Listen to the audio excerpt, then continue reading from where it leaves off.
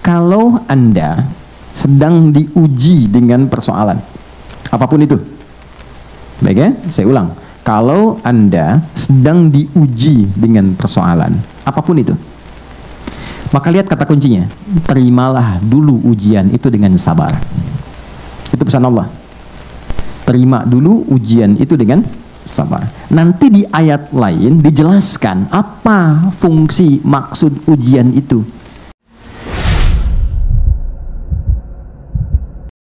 Oke, kita mulai dari sini. Quran surah 2 Al-Baqarah ayat 45 sampai 46. Wasta'inu bis-sabri was-salah wa innaha lakabiratun illa 'alal khashi'in. Oke, alladzina yadhunnuna annahum mulaqu rabbihim wa annahum ilaihi raji'un.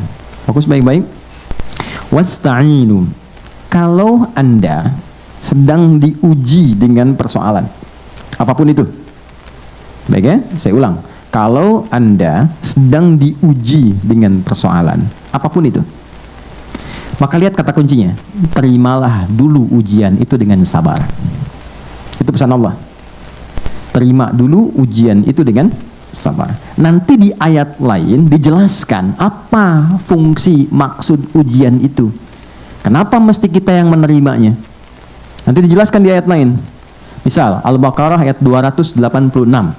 Ya, ini rumus. La yukallifullahu nafsan illa wus'aha. Yang pertama, Allah jelaskan, saya tidak akan pernah menguji hambaku kecuali dia punya kemampuan menjalaninya. Dan itu secara psikologi, motivasi yang sangat luar biasa. Jadi kalau saya diuji, rasakan, memang saya yang mampu. Gitu? Uji, memang cuma Anda yang mampu, yang lain nggak mampu. Kalau Anda nggak mampu, nggak mungkin diberi ujian. Itu sifat keadilan Allah. Di apapun yang sedang kita alami, di kantor, di rumah, di kehidupan kita pribadi, kalau sedang merasakan ada masalah, yakinkan dan bersyukurlah karena Anda yang terpilih mendapat amanah Allah, bukan orang lain. Ketika Anda dipilih bukan saya, artinya Adi Hidayat nggak mampu, Anda yang mampu. Banggalah dengan itu. Lalu Allah jelaskan di ayat lain, saya menguji engkau untuk meningkatkan kualitas hidupmu.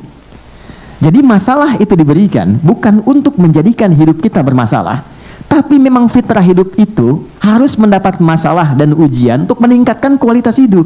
Kalau nggak diuji, nggak mungkin kelihatan kualitasnya. Bagaimana anak SD bisa dikatakan layak masuk SMP? Dia harus diuji. Begitu lulus, oh ini cocok. Dia bisa siap menerima materi-materi di SMP. Lewat ujian masuk SMP. Diuji selesai, lulus levelnya SMA.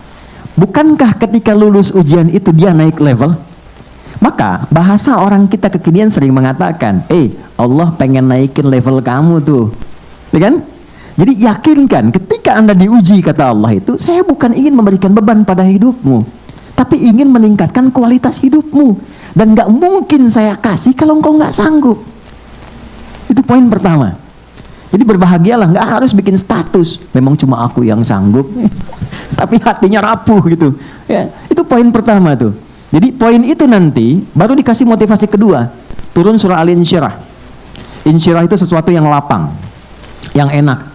Kalau sedang diuji pengen lapang, pengen bagus, lapangkan hatimu sehingga bebannya nggak terlampau banyak. Ada seorang anak muda konsultasi ke seorang syekh, dia tinggal di pinggir danau. Dia berkata, saya punya masalah gini gitu, rumit saya. Syekhnya nggak banyak cakap, dia ambil tangannya, kemudian di bawah, lalu disiapkan ada garam. Ya, dengan satu mangkuk di bawah, garam semangkuk, dia bawa gelas satu. Duduk di pinggiran danau itu, singkat sekali, dia katakan, ini ambil airnya. Begitu diambil, Syekh ini mengambil segenggam dari mangkuk, dimasukkan ke gelas tadi, yang bercampur dengan air segar, ngambil baru dari danau. Kocok begini, minum. Mulanya nggak mau. Asin, minum aja dulu. Begitu diminum, baru dimasukkan, dia muntahkan lagi. Kenapa? Asin. Oh, sekarang begini. Apa yang terjadi? Dilempar semua semangkok ke danau itu. Setelah itu ditunggu, diambil lagi airnya sama minum. Gimana rasanya? Segar. Problemnya bukan di garamnya, problemnya di hati kamu. Kalau hati kamu itu tidak seluas danau ini, cuman segelas tadi itu, maka sekecil apapun persoalan itu akan selalu asin dan berat untukmu. Tapi kalau engkau lebarkan hatimu dengan begitu luas, maka masalah berat pun tidak akan pernah memberikan kesan pada jiwamu. Mungkin itu yang menginspirasi saya nonton dulu Hati Seluas Samudra itu ya. Itu kan nggak mudah gitu. Saya hafal saya itu kalau dulu ada yang acara bagus-bagus itu memori saya langsung nangkap. Sidul anak sekolahan itu saya sampai hafal tuh, sampai nomor kendaraannya tuh. Oplet tuh 1053. Silakan cek. Sarah itu Cornelia Agatha itu 2687 ALT. Saya tahu itu. Si Roy yang musuhnya yang botak itu 2007 itu platnya. Anda kalau nggak percaya cek aja, googling cek dulu ya. Kenapa nyambung ke situ ya? Balik sini. Oke. Jadi saya mau katakan sekali lagi, lapangkan dulu. Nah, melapangkan hati sehingga nyaman merasakan sesuatu itu insyirah namanya. Insyirah. Nah, di surat Al-Insyirah itu yang turun setelah Ad-Duha itu ada kalimat begini. Inna ma'al usri usra. Fa inna ma'al usri, gampangnya begini, alam nashrah laka sadra. Hei Adi Dayan, kan kamu udah hidup sekian puluh tahun, banyak kesenangan kamu dapatkan. Apakah dengan kamu mendapat masalah sekarang hilang semua kesan kesenangan yang lalu? Lapangkan hatimu. Alam nashrah laka sadra. Bukankah aku sudah berikan hati yang lapang? Kata Allah, bukankah aku sudah berikan hati yang lapang? Kenapa engkau sempitkan? Tuhan sudah melapangkan, kenapa Anda sempitkan? Wa wada'na kawizr alladhi anqadha dhahra. Kalau hatimu engkau lapangkan, beban seberat apapun yang engkau rasakan membebani dirimu, anqadha dhahra itu kayak Anda ngangkat barbel ya, ke bagian tubuh itu, di pinggul Anda kemudian pikul itu kan semua bebannya ke kaki ya. Nah itu kata Allah, kalau hati Anda lapang, masalah yang membuat Anda gelap sampai sulit berjalan ke kaki pun itu akan lapang. Caranya bagaimana ya Allah? Inna ma'al usri, tanamkan, katakan pada dirimu, di balik semua persoalan pasti ada solusi. Makanya kalau sedang punya masalah, rasakan, alhamdulillah Allah mau naikin kualitas hidup saya. Alhamdulillah ya Allah, Engkau pilih saya bukan yang lain. Alhamdulillah ya Allah, pasti selesai. Pasti ada solusinya. Itu secara psikologis kuat. Dan itu kita punya ayatnya, yang pakai itu, Jepang pakai itu, Korea pakai itu. Jadi di psikologi itu gini, kalau ada kita punya tekad mengentaskan sesuatu, ungkapkan. Dituliskan itu setengah, tapi kalau diucapkan makin kuat tekadnya. Dulu tahun 90-an ada Benteng Takeshi itu ya. Masih ingat gak? Sore 4:30 kan acaranya kan? Ini Benteng Takeshi itu dia mau naklukkan pakai tank kan? Masih ingat gak pemandunya bilang? Ya, kamu bisa, kamu bisa, kamu bisa. Berkali-kali didoktrin begitu, sampai dia berusaha dan bisa. Dan sekarang Korea praktekkan, setiap anak TK, SD baris, dia harus katakan, lebih dari Nippon, lebih dari Nippon. Harus lebih dari Jepang. Dia tempatkan, ini yang pernah jajah saya, kita harus lebih daripada itu. Maka yang terjadi, Jepang bikin Honda, dia bikin Hyundai. Kan? Jepang bikin ini, dia bikin itu. Jepang ke Piala Dunia, dia pun harus masuk. Itu motivasi. Kita tiap hari punya itu. Kamu pasti bisa, ini pasti selesai. Gak ada masalah yang gak ada solusinya. Tiap hari. Dan menariknya, 17 kali doktrin itu ditanamkan dalam jiwa kita. Dalam sholat. Dalam sholat. Ya. Begitu kita memulai, kalimat Quran gampang. Wasta'inu bis-sabr. Kalau engkau punya persoalan, terima dulu. Dengan sabar. Sabar tuh formulasinya 3 tadi. Bukan diam. Sabar tuh 3 hal tadi turunannya. Ini pasti selesai. Tenang. Lewati dengan cara elegan. Lalu apa yang terjadi?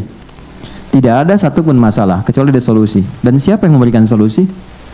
Allah. Kita nggak punya kemampuan. Kalau bukan Allah tetapkan, nggak mungkin datang solusi. Maka Allah perintahkan, datang kepadaku lewat sholat. Wasta'inu, lengkapi ayatnya, bisabri was sholat. Datang lewat sholat. Itulah hikmahnya kenapa sholat 5 kali sehari. Karena nggak ada orang lewat perpindahan waktu yang nggak punya masalah. Nggak ada. Subuh ke zuhur, sebentar lagi zuhur. Apa dikira nggak ada persoalan di sini? Ada. Ini wajah tenang begini, kadang senyum. Mungkin problemnya belum selesai, ya kan? Saya pun demikian. Kita semua sama. Setiap kita pasti punya masalah. Karena di balik itu ada kualitas hidup kita. Maka Allah tidak ingin membiarkan masalah itu larut sehingga sampai terbawa dalam tidur. Maka apa yang dilakukan? Bawa dalam sholat. Jadi diperintahkan kita sholat itu untuk mengurai semua persoalan itu semua sehingga nyaman, tenang dan muncul solusi. Itu poinnya. Maka lanjutkan ayatnya, wasta'inu bis-sabri was-shalah.